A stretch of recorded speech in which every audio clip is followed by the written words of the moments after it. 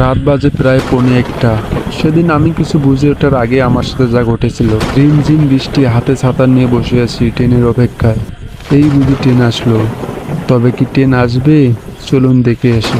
আরে রাত প্রায় 1:45 বেজে গেল, এখনো কোনো ট্রেনের দেখা নাই।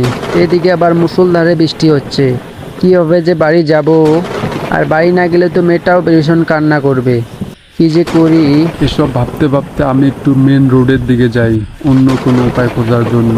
রাস্তার ল্যাম্প বাতিগুলো নিবু নিবু অবস্থা। আমি রাস্তার ওপারে যাওয়াতে এদিকে যে ট্রেনটি ছিল ওই ট্রেনটিও আমাকে ছেড়ে চলে যায়। ট্রেনটি যাওয়ার পর সেখানে হঠাৎ করে অনেক ধোঁয়া দেখতে পাই।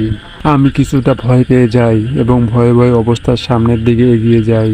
হঠাৎ সে সময় দেখতে পাই ধোঁয়া থেকে কে যেন আমার দিকে ধীরে ধীরে এগিয়ে আসছে। ভয়ে আমার হাত থেকে ছাতা উড়ে যায়। হঠাৎ একটা আত্মা এসে আমার সামনে দাঁড়ায়। কি রে বেটা, তোর এত সাহস? তুই এত রাতে এখানে কি করিস? আজকে তো তোর ঘাড় মটকাবো।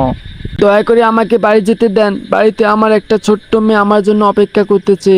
দয়া করে আমার কোনো ক্ষতি করবেন না। আজ থেকে 15 বছর আগে সেদিন ছিল আমার মেয়ের জন্মদিন। তাই আমি আমার মেয়ের জন্য শহর থেকে লাল টুকটুকে একটা জামা নিয়ে বাড়ি ফিরছিলাম।